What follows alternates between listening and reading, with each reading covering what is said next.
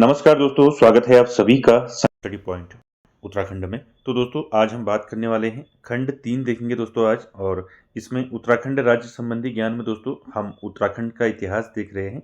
और इससे पहले दोस्तों हमने प्रागैतिहासिक काल के बारे में बात की है और आद्य ऐतिहासिक काल और प्रमुख लेख हमने देखे हैं दोस्तों। और इसी क्रम में दोस्तों हम आज देखेंगे उत्तराखंड का ऐतिहासिक काल।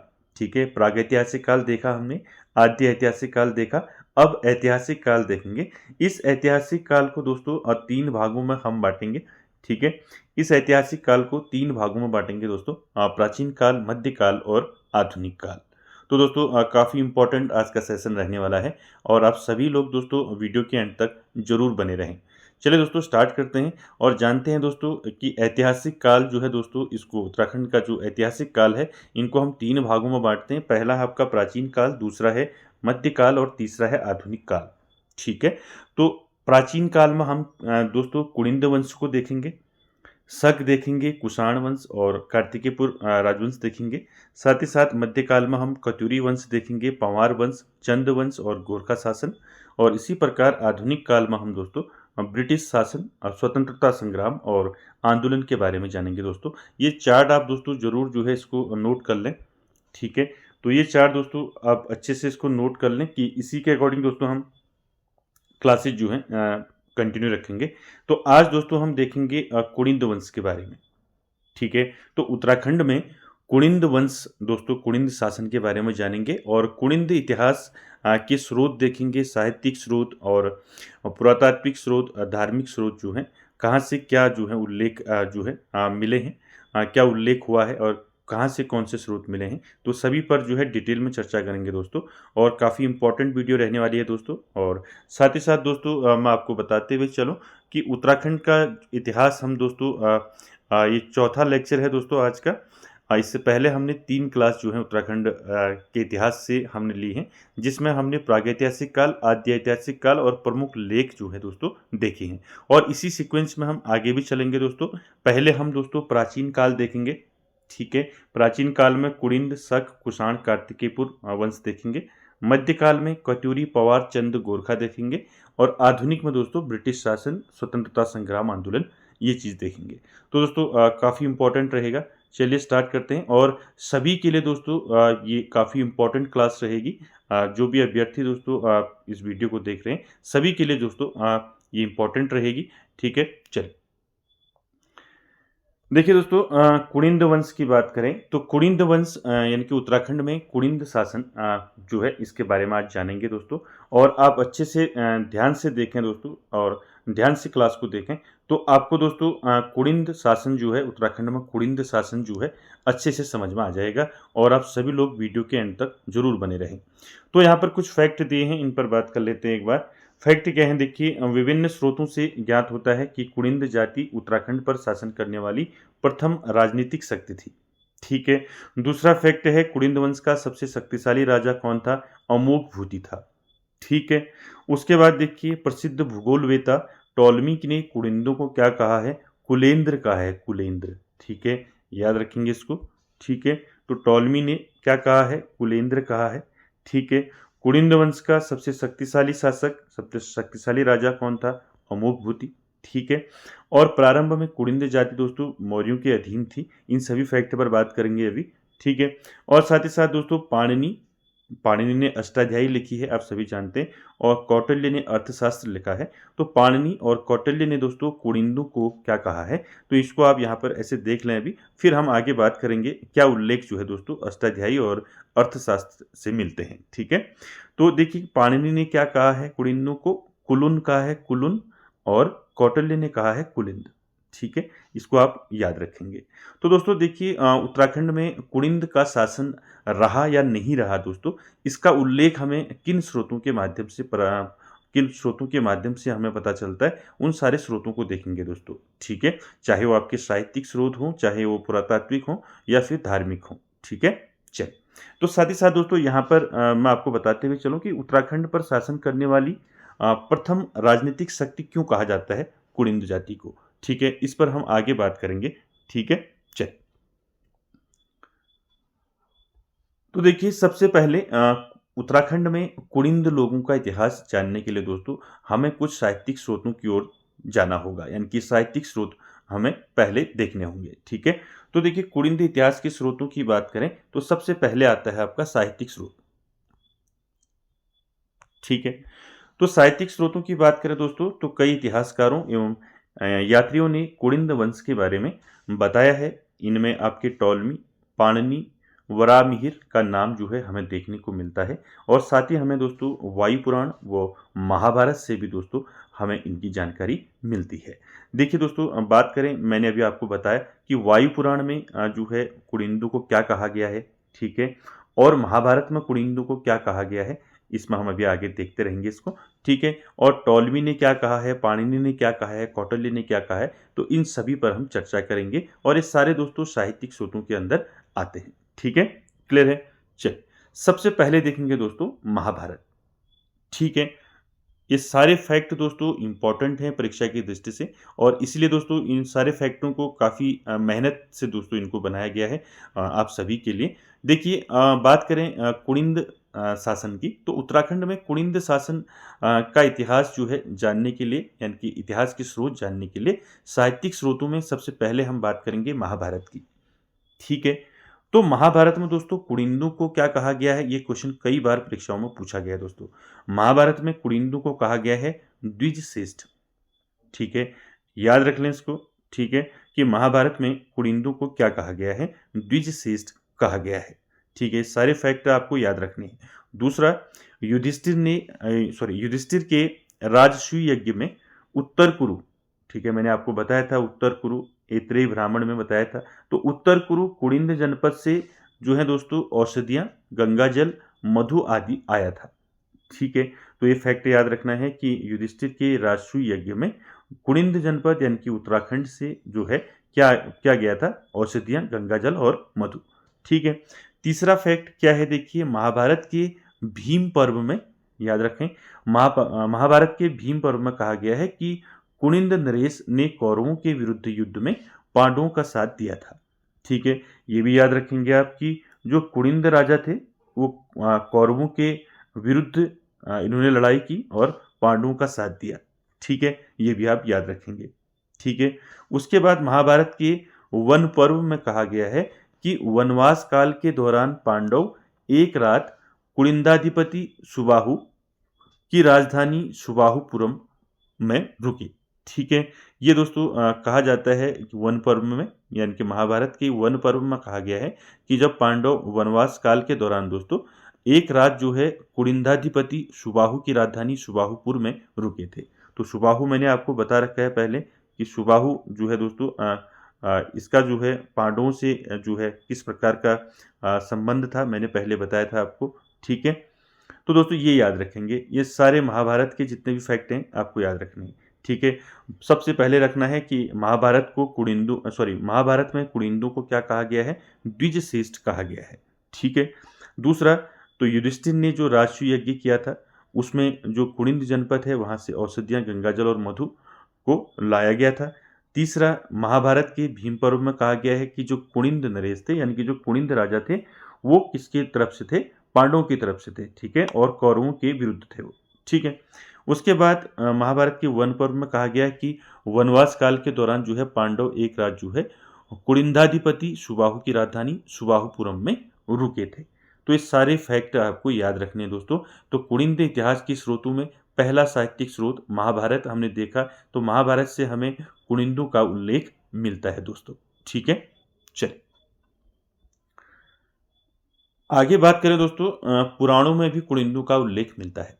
ठीक है, तो देखिए दूसरा पॉइंट है आपका, पुराणों में क्या उल्लेख मिलता है, यानी कि कौन से पुराण में क्या उल्लेख मिलता है कुड़िंदों का, इस पर चर्चा करते हैं। ठीक है दोस्तों, यहां से आपके क्वेश्चन पूछे जाते हैं तो इसको आपको याद रखना है। ठीक है, दूसरा, पहला देखिए दोस्तों विष्णु पुराण। ठीक है, देखिए विष्णु पुराण में कुड़िंदों को क्या कहा गया है या कुड़िंदों के लिए किस शब्द का प्रयोग किया गया है। तो विष्णु पुराण में दोस्तों कुड़िंदों के लिए दोस्तों कुलिंदोपत्यकस, ठीक है, ये शब्द याद रखें, कुलिंदोपत्यकस शब्द का प्रयोग किया गया है किसके लिए, कुड़िंदों के लिए। कहाँ, विष्णु पुराण में। ठीक है, तो याद रखेंगे विष्णु पुराण में कुलिंदों के लिए कुलिंदोपत्यगत शब्द का प्रयोग किया गया है। ठीक है, पहला फैक्ट याद रखना है, यानी कि हमें ये पता चलता है कि विष्णु पुराण में जो है कुलिंदों का उल्लेख मिलता है। ठीक है, दूसरा देखिए ब्राह्मण पुराण। ठीक है, इसको ब्राह्मण कर ले, तो ब्राह्मण पुराण में दोस्तों क्या मिलता है, तो इसमें कुलिंदों के लिए दोस्तों एक शब्द का प्रयोग किया गया है। किस शब्द का प्रयोग किया गया है आपको याद रखना है, रुषणांच और कुणिदांच। ठीक है, ये नाम जरूर याद रखें। तो देखिए ब्राह्मण पुराण में कुलिंदों को क्या कहा गया है, रुषणांच और कुणिदांच। ठीक है, ये शब्द का प्रयोग इनके लिए किया है ब्राह्मण पुराण में। तो सभी आपको याद रखनी है, आपको किसी भी तरीके से क्वेश्चन इसमें पूछा जा सकता है। ठीक है, आपको पूछा जा सकता है कि विष्णु पुराण में कुलिंदों के लिए किस शब्द का प्रयोग किया गया है, ब्राह्मण पुराण में कुलिंदों के लिए किस शब्द का प्रयोग किया गया है। ये दोनों फैक्ट आपको याद रखने हैं। ठीक है, आगे चलते हैं दोस्तों, आगे चलते हैं। अगला जो है आपका पॉइंट, ये है आपका अष्टाध्यायी। मैंने भी आपको बताया था पहले स्टार्टिंग में। तो अष्टाध्यायी जो है दोस्तों महर्षि पाणिनि ने लिखा है अष्टाध्यायी को। तो अष्टाध्यायी में बताया गया है कि उत्तर का जो हिमालय भाग है, ठीक है, इसको दो भागों में बांटा गया है। ठीक है, इसको दो भागों में बांटा गया है। पहला भाग है त्रिगर्त गणसंघ और दूसरा भाग है दोस्तों कुड़िंद गणसंघ। ठीक है, ये दोनों जो है आपको याद रखने हैं।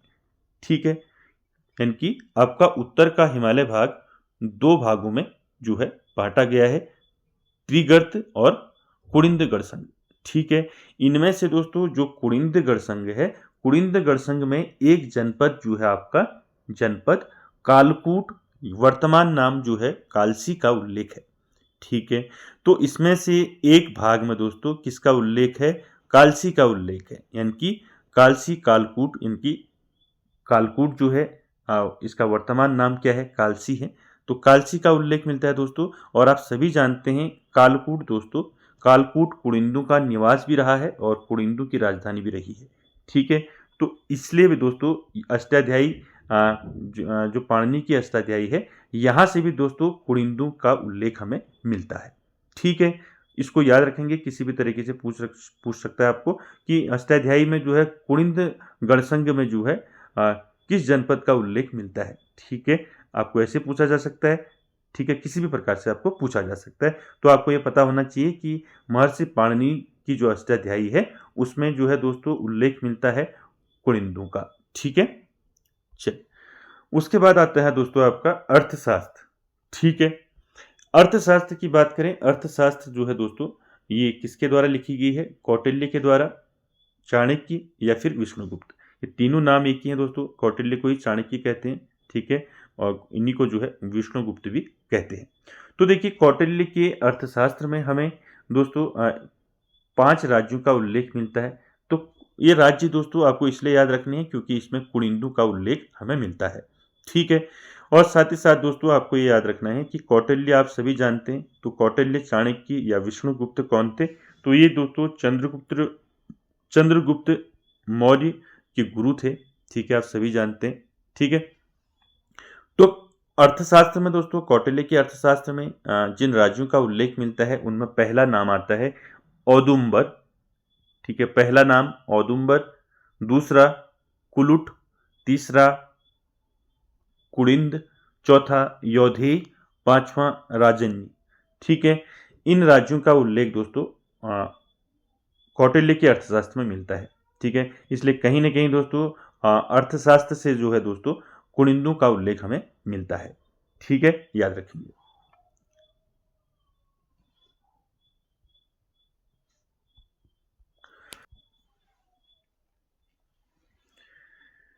तो देखिए दोस्तों कुड़िंदों के इतिहास के बारे में हम जान रहे हैं। तो इतिहास के स्रोतों में हमने साहित्यिक स्रोत जो है देखे अभी। ठीक है, जिसमें महाभारत, पुराण और इनके बारे में अष्टाध्यायी और अर्थशास्त्र हमने देखे। तो इसी के साथ साथ दोस्तों पुरातात्विक स्रोतों की बात करें तो पुरातात्विक स्रोतों में कालसी अभिलेख से जो है दोस्तों कुड़िंदों का उल्लेख हमें मिलता है।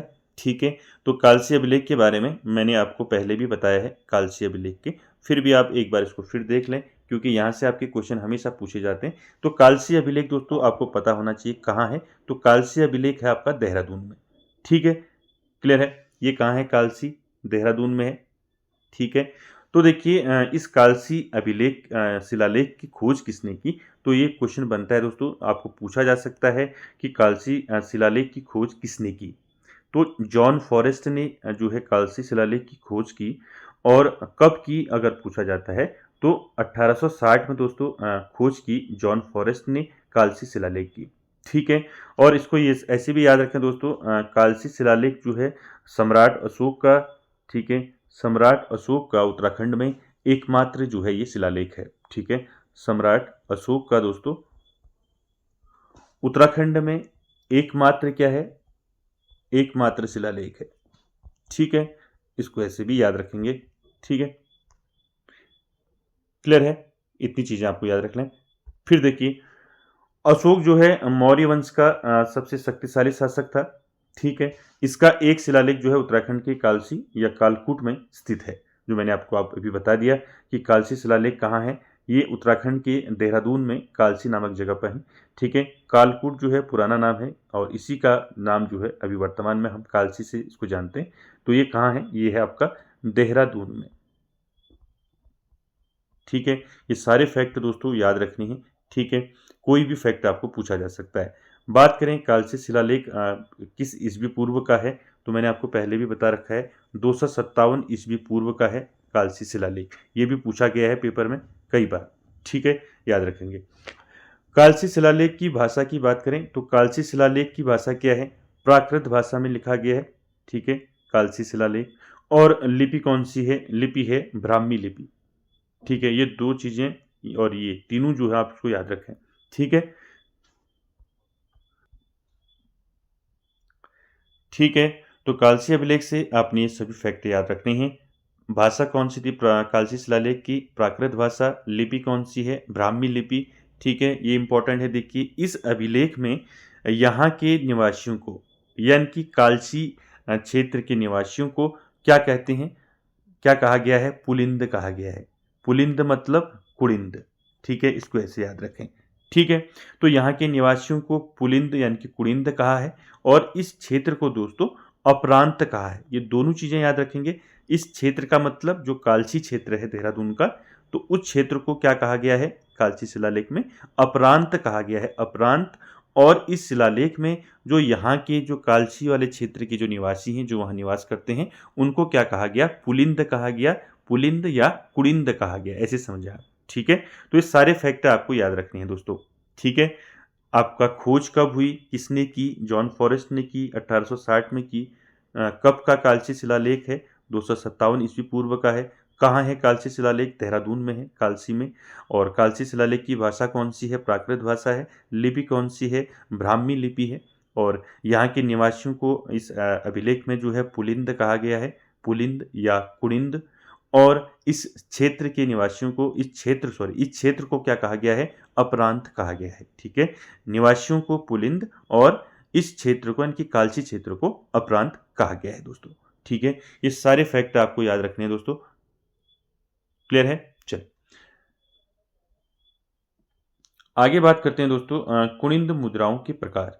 तो ये दोस्तों काफ़ी इंपॉर्टेंट है। तो यहाँ से दोस्तों कई बार जो है परीक्षाओं में पूछा जाता है। ठीक है, तो कुनिंद मुद्राओं के, यानी कि हमने देखा दोस्तों कि उत्तराखंड में कुनिंद शासन में हमने देखा कि कुनिंद इतिहास के स्रोत देखे कि कुनिंदों का हमें कहाँ से उल्लेख मिलता है। साहित्यिक स्रोतों से मिलता है, महाभारत से मिलता है, पुराणों से मिलता है। ठीक है, अर्थशास्त्र से मिलता है, अष्टाध्यायी से मिलता है। उसके बाद हमने देखा कि पुरातात्विक में कालसी शिलालेख से जो है इनका जो है कुड़िंदों का जो है उल्लेख मिलता है। ठीक है, तो उसके साथ ही साथ दोस्तों आपको ये भी याद रखना है कि कुड़िंद मुद्राओं के प्रकार। ठीक है, तीन प्रकार की कुड़िंद की जो है मुद्राएं थी, तीन प्रकार की। ठीक है, कौन कौन सी मुद्राएं थी कुड़िंद काल में, तो ये आपको याद रखना है दोस्तों। इनके नाम याद रखने, तभी आप जो है इसमें इसको अच्छे से समझ पाओगे। ठीक है, तो दोस्तों देखिए कुनिंद मुद्राओं के प्रकारों की बात करें तो तीन प्रकार के हैं कुनिंद मुद्राएं। पहला प्रकार आता है अमोघभूति प्रकार। ठीक है, दूसरा प्रकार आता है अल्मोड़ा प्रकार। तीसरा आता है चत्रेश्वर या छत्रेश्वर प्रकार। ठीक है, इन तीनों प्रकारों को आपने याद रखना है दोस्तों। ये काफ़ी इंपॉर्टेंट है। आपको वैसे भी क्वेश्चन पूछा जा सकता है कि कुनिंद मुद्राओं के कितने प्रकार हैं। ठीक है, 3 प्रकार हैं। ठीक है, अमोघभूति प्रकार की मुद्राएं, अल्मोड़ा प्रकार की मुद्राएं या फिर छत्तीसवर या छत्तीसवर प्रकार की मुद्राएं। ठीक है, तो दोस्तों इसमें सबसे पहले हम देखेंगे अमोघभूति प्रकार की मुद्राएं। ठीक है, डिटेल में देखेंगे, सारे फैक्ट लेके चलेंगे और आपने जो है सभी जो है अच्छे से देखने हैं और नोट भी करते हुए चलना है। ठीक है, तो अमोघभूति प्रकार की मुद्राओं की बात करें दोस्तों, तो अमोघभूति प्रकार की मुद्राओं में हमें क्या देखने को मिलता है, देखिए। तो अमोघभूति प्रकार की मुद्राओं से भी दोस्तों उल्लेख मिलता है कुनिंदों का। ठीक है, देखिए देखिए अमोघभूति प्रकार की मुद्राओं को क्या कहा गया है, बैक्ट्रियन ग्रीक। तो बैक्ट्रियन ग्रीक शासकों की मुद्राओं के समतुल्य माना है इसको। ठीक है, और ये मुद्राएं दोस्तों 2 धातुओं में मिलती हैं, यानी कि जो अमोघभूति प्रकार की जो मुद्राएं हैं दोस्तों, ये 2 धातुओं में हमें मिलती हैं। पहली आपका रजत यानी कि चांदी, और दूसरा ताम्र यानी कि तांबा। तो आपको याद रखना है दोस्तों कि अमोघभूति प्रकार की जो मुद्राएं हैं, ठीक है, इनको जो है दोस्तों बैक्ट्रियन ग्रीक शासकों की मुद्राओं के समतुल्य इनको माना जाता है। ठीक है, और साथ ही साथ आपको याद रखना है कि अमोघभूति प्रकार की मुद्राएं जो है दोस्तों, ये 2 धातुओं से मिलकर बनी, यानी कि 2 धातुओं से बनी है। ठीक है, पहली धातु है चांदी यानी कि रजत, दूसरी धातु है तांबा यानी कि ताम्र। क्लियर हो गया आपको, यहाँ से क्वेश्चन पूछा जा सकता है। ठीक है, यानी कि अमोघभूति प्रकार की मुद्राएं जो हैं कौन कौन सी धातु से बनी है या कौन कौन धातु से हमें मिलती है। ठीक है, तो इसको याद रखना है, पहला रजत, दूसरा तांबा, ठीक है, या ताम्र, ये दोनों चीजें याद रखेंगे। ठीक है, चलिए, तो देखिए जो 2 धातुओं से मिली मुद्राएं हैं अमोघभूति प्रकार की।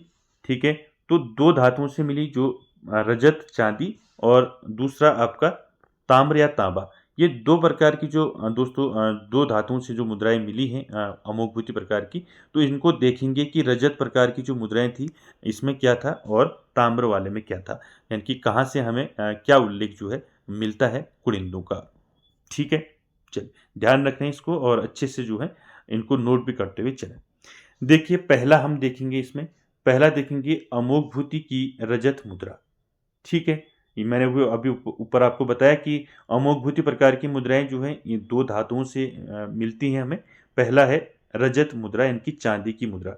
ठीक है, तो चांदी की मुद्रा में क्या है, देखिए अमोघभूति प्रकार की मुद्राओं में हमें एक लेख देखने को मिलता है। इस लेख को आपने जो है अपने दिमाग में रख लेना है। ठीक है, ये बार बार आपकी इसमें आएगा भी। ठीक है, इसको आपको याद रखना है कि देखिए अमोघभूति प्रकार की जो रजत मुद्राएं हैं यानी कि जो चांदी की मुद्राएं हैं, उनमें एक लेख देखने को मिलता है, वो है आपका राज्य कुड़िंदस अमोघभूतिस महर्जस।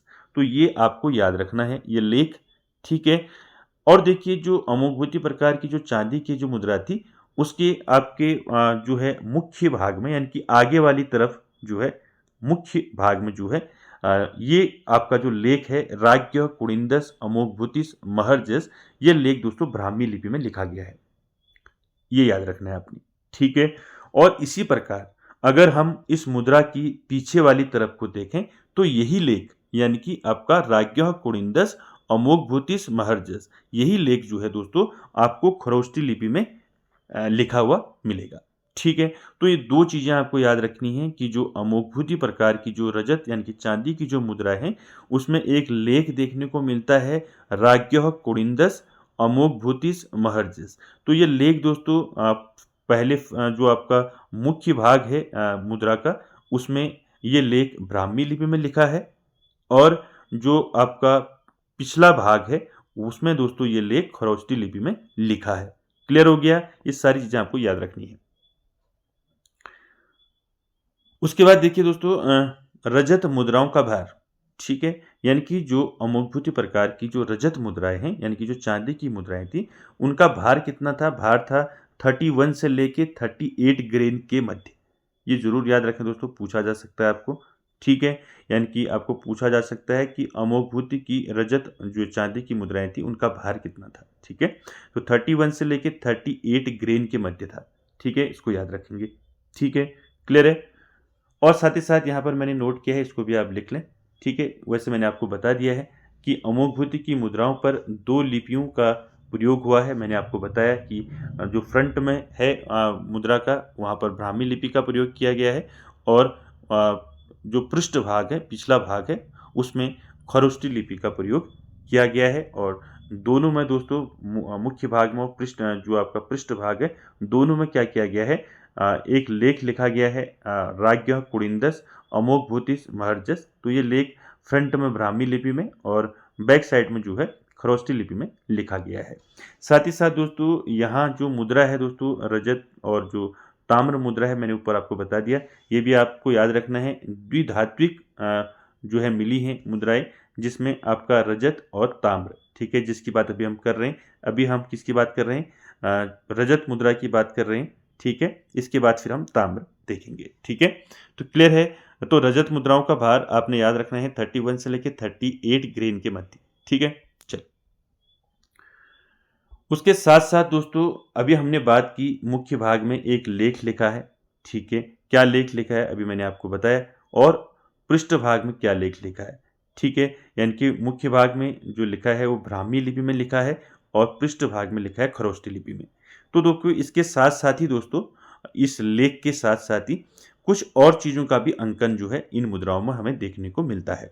क्या क्या मिलता है देखिए। मुख्य भाग की बात करें तो मुख्य भाग में एक हिरन, नारी के हाथ में कमल का पुष्प, और एक लेख मैंने अभी आपको बताया, राज्ञः कुडिन्दस् अमोघभूतिस् महर्जस् देखने को मिलता है। यानी कि इस लेख के साथ साथ ही हमें जो है दोस्तों इस मुद्रा में एक हिरन, नारी के हाथ में कमल का पुष्प, और ये लेख देखने को मिलता है। क्लियर है।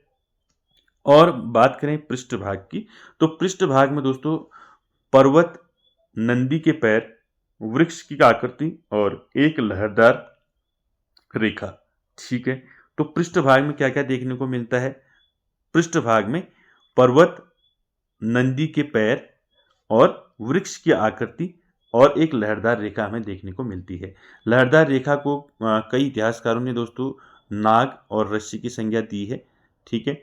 लेकिन आपने ये याद रखना है दोस्तों कि मुख्य भाग और पृष्ठ भाग में क्या अंकन किया गया है, ठीक है। इसमें लेख के साथ साथ दोस्तों कुछ और चीज़ों का अंकन भी है, जो मैंने आपको बताया, इनको आप याद रखें, ठीक है। वैसे पूछा नहीं जाएगा, लेकिन फिर भी जो है दोस्तों आपको पता होना चाहिए, ठीक है। क्लियर है यहाँ तक।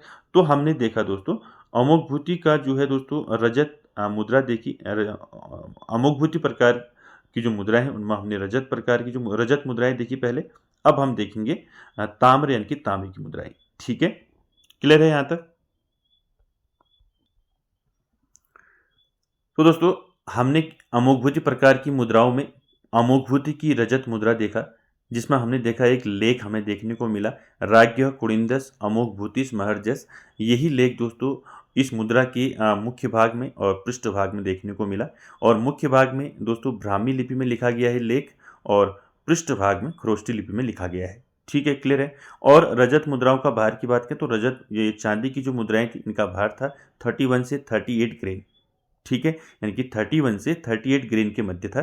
और मुद्रा के मुख्य भाग में लेख के साथ साथ ही एक हिरन, नारी के हाथ में कमल का पुष्प जो है देखने को मिलता है। और साथ ही साथ मुद्रा के पृष्ठ भाग में हमें पर्वत, नदी के पैर, वृक्ष की आकृति और एक लहरदार रेखा देखने को मिलती है दोस्तों। इसको भी आप जरूर याद रखें, ये इंपॉर्टेंट है, ठीक है। तो जो रजत चांदी यानी कि जो चांदी की मुद्रा थी उसकी बात हमने कर दी। यहाँ से कोई भी क्वेश्चन आपको पूछा जा सकता है, ठीक है।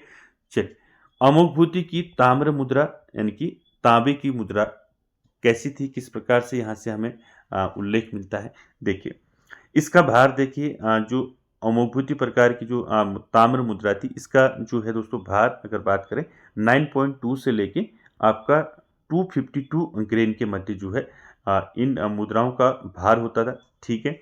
इसकी कुछ मुद्राएं दोस्तों ब्राह्मी लिपि में तथा खरोष्टी लिपि में देखने को मिलती है, और कुछ दोस्तों सिर्फ जो है खरोष्टी लिपि में देखने को मिलती है, ठीक है। इसको याद रखेंगे। तो तांबा यानी कि ताम्र मुद्रा में इतना ही है आपका, ठीक है। ये आपको भार याद रखना है। और दोस्तों जो इसकी जो मुद्राएं हैं दोस्तों, अमोघभूति की जो ताम्र मुद्राएं हैं, ये कहीं पर दोस्तों हमें ब्राह्मी और खरोष्टी दोनों लिपि में लिखी मिलती है, और कहीं पर सिर्फ खरोष्टी में ही मिलती है, क्लियर है? ये दोनों जो हैं आप याद रखें। तो पहला प्रकार क्लियर हो गया आपका कि पुलिंदों की मुद्राओं के प्रकारों की बात करें, हमने 3 प्रकार आपको बताए थे। अमोघभूति प्रकार की मुद्राएं, अल्मोड़ा प्रकार की मुद्राएं और चत्रेश्वर या छत्रेश्वर प्रकार की मुद्राएं। जिसमें अमोघभूति प्रकार की मुद्राओं में हमने अमोघभूति की रजत मुद्रा को देखा, यानी कि चांदी की मुद्रा को देखा, और अमोघभूति की ताम्र यानी कि जो है तांबा जो है मुद्रा को देखा। दोनों को हमने देख लिया। ठीक है, अब बात करेंगे दोस्तों अल्मोड़ा प्रकार की मुद्राएं। ठीक है, चलिए देखिए दोस्तों, इंपॉर्टेंट है, यहाँ से कई बार दोस्तों परीक्षाओं में यहाँ से प्रश्न पूछा गया है। ठीक है, पूछा गया है कि अल्मोड़ा प्रकार की जो मुद्राएं हैं उनमें किन राजाओं के नाम हमें देखने को मिलते हैं। ठीक है, या नाम दे देंगे आपको, ये है नहीं है, ये पूछा जा सकता है। तो कई बार ऐसा क्वेश्चन आपको पूछा गया है दोस्तों, आप सभी ने एग्जाम दिए हैं, आप सभी जानते हैं।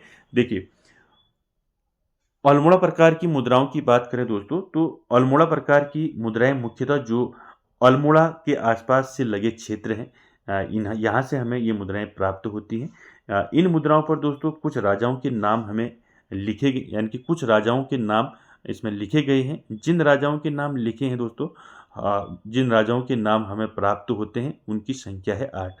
ठीक है, आपको सीधे सीधे याद रखना है अल्मोड़ा प्रकार की मुद्राओं में कितने राजाओं का उल्लेख मिलता है। तो आप सीधे करेंगे 8 राजाओं का उल्लेख मिलता है अल्मोड़ा प्रकार की मुद्राओं में। ठीक है, इसको याद रखेंगे। ठीक है, अब कौन कौन से ये राजा थे 8, इनके नाम आपको हमेशा याद रखने हैं, यहाँ से आपका क्वेश्चन बनता है। ठीक है, चलिए देखिए, देखिए इनकी संख्या थी 8। ठीक है, तो 8 संख्या कौन कौन से थे ये सभी आपको जानने हैं। ठीक है, पहला नाम है शिवदत्त, दूसरा शिवपालित, उसके बाद देखिए हरिदत्त, फिर उसके बाद मगभट, उसके बाद शिवरक्षित, उसके बाद गौमित्र, उसके बाद विजय भूति, उसके बाद आसिक। तो ये 8 जो है दोस्तों, इन 8 राजाओं का जो है नाम दोस्तों अल्मोड़ा प्रकार की मुद्राओं में देखने को मिलता है। ठीक है, ये 8 जो है दोस्तों, ये 8 राजाओं के नाम आपने याद रखने हैं। शिवदत्त, शिवपालित, हरिदत्त, मगभट, शिवरक्षित, गौमित्र, विजयभूति, आसिक। ठीक है, क्लियर है? ये 8 नाम आपको याद रखने हैं। अल्मोड़ा प्रकार की मुद्राओं में इन राजाओं का उल्लेख मिलता है। ठीक है, इनमें से दोस्तों जो स्टार्टिंग के आपकी 4 हैं, ठीक है,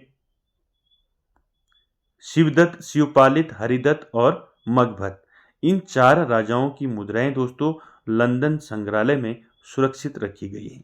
ये भी आपको फैक्ट याद रखना है। आपको पूछा जा सकता है कुछ भी दोस्तों, तो आपको याद रखना है कि जो अल्मोड़ा प्रकार की मुद्राएं हैं दोस्तों, यहाँ हमें 8 राजाओं का जो है उल्लेख मिलता है। तो 8 राजाओं में जो 4 राजाएं हैं, 4 राजा हैं, यानी कि आपके शिवदत्त, शिवपालित, हरिदत्त और मगभट, इनके जो इन राजाओं की जो मुद्राएं हैं दोस्तों, वो लंदन संग्रहालय में जो है लंदन म्यूजियम में सुरक्षित रखी गई है।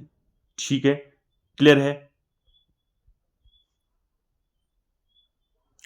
क्लियर है? तो अल्मोड़ा प्रकार की मुद्राओं में हमने देखा दोस्तों कि यहाँ अल्मोड़ा प्रकार की जो मुद्राएं हैं, यहाँ हमें जो है 8 राजाओं के नाम जो है मिले हैं। उन 8 राजाओं का उल्लेख मैंने आपको बता दिया, इनके नाम आपको याद रखने हैं, और स्टार्टिंग के 4 जो राजा हैं इनकी मुद्राएं लंदन संग्रहालय में सुरक्षित रखी गई हैं। क्लियर है? इसके बाद दोस्तों हम चलेंगे अगला प्रकार। ठीक है, तो अगला दोस्तों प्रकार है आपका चत्रेश्वर या छत्रेश्वर प्रकार की मुद्राएं। ठीक है, पहले हमने देखा अमोघभूति प्रकार की मुद्राएं, दूसरा अल्मोड़ा प्रकार की मुद्राएं, और तीसरा है आपका चत्रेश्वर या छत्रेश्वर प्रकार की मुद्राएं। तो देखिए दोस्तों, यहाँ से कुनिंदों का क्या उल्लेख मिलता है, इस पर चर्चा करते हैं। देखिए, चत्रेश्वर या छत्रेश्वर प्रकार की मुद्राओं की बात करें तो आपको याद रखना है ये तीसरा प्रकार है। ठीक है, तो देखिए जो इस प्रकार की मुद्राएं हैं इन पर जो है ब्राह्मी लिपि में एक लेख लिखा है। तो आपको ये याद रखना है, आपने उसमें देखा, अमोघभूति वाले में देखा, उसी प्रकार आपको इसमें भी याद रखना है कि चत्रेश्वर प्रकार की मुद्राएं कहें आप या फिर छत्रेश्वर प्रकार की मुद्राएं कहें, एक ही बात है। ठीक है, तो इस प्रकार की मुद्राओं में दोस्तों ब्राह्मी लिपि में एक लेख मिलता है। लेख है आपका भागवत चत्रेश्वर महात्मना। ठीक है, इसको याद रखना है दोस्तों। ठीक है, भागवत चंद्रेश्वर महात्मना दोस्तों, ये लेख है आपका चित्रेश्वर प्रकार की मुद्राओं में। आपको सीधे पूछा जा सकता है चित्रेश्वर प्रकार की मुद्राओं में ब्राह्मी लिपि में क्या लेख लिखा गया है। ठीक है, ठीक है, तो आपको याद रखना है लेख है आपका भागवत चत्रेश्वर महात्मना, ये याद रखना है। ठीक है, और दूसरा फैक्ट आपको याद रखना है कि जो चत्रेश्वर प्रकार की मुद्राएं हैं उनका भार कितना था। तो चत्रेश्वर प्रकार की मुद्राओं का भार था 131 से लेके 291 ग्रेन के मध्य। ठीक है, ये भार भी साथ साथ आप याद रखते हुए चलें क्योंकि आपको पूछा जा सकता है। ठीक है, क्लियर हो गया। तो देखिए जो ब्राह्मी लिपि में लेख लिखा गया है चत्रेश्वर प्रकार की मुद्राओं में भागवत चत्रेश्वर महात्मना, तो इस लेख का क्या मतलब है। देखिए देखिए चत्रेश्वर व छत्रेश्वर प्रकार की मुद्राओं पर पुरुष का अंकन है, यानी कि ये भागवत चत्रेश्वर महात्मन लेख तो है, इसके साथ साथ ही एक पुरुष का अंकन भी मिलता है, यानी कि इस मुद्रा में एक पुरुष का अंकन भी किया गया है, यानी कि पुरुष को भी दर्शाया गया है। ठीक है, अब पुरुष को किस प्रकार से दर्शाया गया है ये आपको याद रखना है। ठीक है,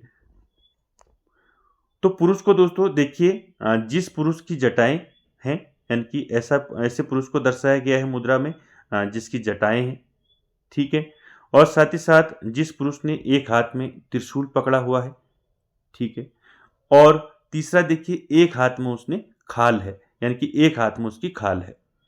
ठीक है, तो दोस्तों ये याद रखना है कि जो चत्रेश्वर या छत्रेश्वर प्रकार की मुद्राएं हैं इसमें ब्राह्मी लिपि में दोस्तों एक लेख लिखा गया है भागवत चत्रेश्वर महात्मना, और इसके साथ साथ ही दोस्तों एक पुरुष का अंकन किया गया है, एक पुरुष को दर्शाया गया है जिसके एक हाथ में त्रिशूल और एक हाथ में खाल और जटाएं जो हैं जटाएं के रूप में उसको दर्शाया गया है। तो कहीं ना कहीं दोस्तों आपको अंदाजा आ रहा होगा, तो कहीं ना कहीं दोस्तों ये पुरुष का जो अंकन है वो शिव के समान लगता है। ठीक है, तो माना जाता है दोस्तों कि भगवान शिव जो है दोस्तों कुड़िंदों के देवता थे। ठीक है, तो दोस्तों यहाँ से ये उल्लेख मिलता है, तो इसको आप अच्छे से याद रखेंगे। ठीक है, यानी कि पुरुष का अंकन जो है लेख के अतिरिक्त जो है पुरुष का अंकन मिलता है, जिसमें पुरुष जो है जटाओं में है। ठीक है, और त्रिशूल पकड़ा हुआ है और एक हाथ में खाल है।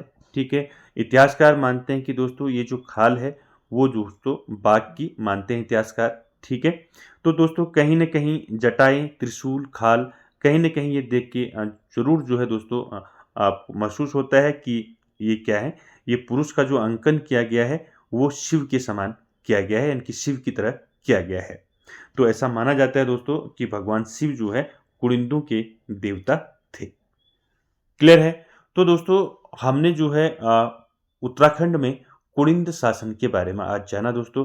आई होप आपको जो है समझ में आया होगा दोस्तों, सारे फैक्ट आपको समझ में आए होंगे। और दोस्तों ये कुछ स्रोत हैं दोस्तों, और मुख्यतः दोस्तों जो स्रोत हैं वो हमें कुड़िंदों के बारे में बताते हैं, तो वो हैं आपकी मुद्राएं। तो मुद्राएं जो हैं दोस्तों कुड़िंदों के बारे में हमें बताती हैं, क्योंकि दोस्तों कुड़िंदों के जो अभिलेख हैं या जो शिलालेख हैं हमें प्राप्त नहीं हुए हैं। ठीक है, और इसलिए दोस्तों कुछ इतिहासकार क्या कहते हैं, कुछ इतिहासकार इन्हें शासक नहीं मानते। ठीक है, और अमोघभूति जो नाम आया देखा आपने कि अमोघभूति जो है सबसे शक्तिशाली सम्राट शक्तिशाली शासक था कुड़िंद वंश का। तो वो कुड़िंद जो अमोघभूति है, ये लोग इतिहासकार क्या मानते थे, अमोघभूति को एक उपाधि मानते थे। ठीक है, यानी कि शासक नहीं मानते थे, एक उपाधि मानते थे इसको। हालांकि जो है दोस्तों अधिकांश इतिहासकार इन्हें एक शासक भी मानते। ठीक है, ये आप याद रखेंगे। तो कुड़िंदू का शासन जो है उत्तराखंड में रहा, इसका हमें उल्लेख मिलता है दोस्तों मुद्राओं से। तो मुद्राएं जो हैं आपकी इंपॉर्टेंट है दोस्तों, इसमें सभी आप जो है अल्मोड़ा प्रकार की मुद्राएं इसमें आप देखेंगे चत्रेश्वर छत्तीसवें प्रकार की मुद्राएं, या फिर बात करें अमोघभूति प्रकार की मुद्राएं। तो इन तीनों मुद्राओं से हमें मिलता है दोस्तों प्रमाण उल्लेख मिलता है कि कुड़िंदों का शासन जो है उत्तराखंड में रहा। ठीक है, और बात करें दोस्तों मैंने अभी स्टार्टिंग में बताया आपको कि उत्तराखंड का पहला राजनीतिक वंश। ठीक है, ऐसे लिख देते हैं उत्तराखंड का पहला जो है फर्स्ट राजनीतिक वंश कौन सा है, तो वो है आपका कुड़िंद वंश। ठीक है, कुड़िंद वंश। तो इसको दोस्तों राजनीतिक जो है वंश क्यों कहा गया, ठीक है। तो मैंने आपको बताया था कि मैं आपको इसमें बताऊंगा लास्ट में। तो राजनीतिक वंश इसलिए कहा जाता है क्योंकि दोस्तों इस वंश के दोस्तों कुणिद वंश के कोई भी लेख या शिलालेख प्राप्त नहीं होते हैं, ठीक है। इसीलिए इसको राजनीतिक वंश कहा जाता है, उत्तराखंड का पहला। और कार्तिकेयपुर वंश को दोस्तों, जिस पर हम आगे बात करेंगे, कार्तिकेयपुर राजवंश को दोस्तों उत्तराखंड का प्रथम ऐतिहासिक वंश माना जाता है, ठीक है। कार्तिकेयपुर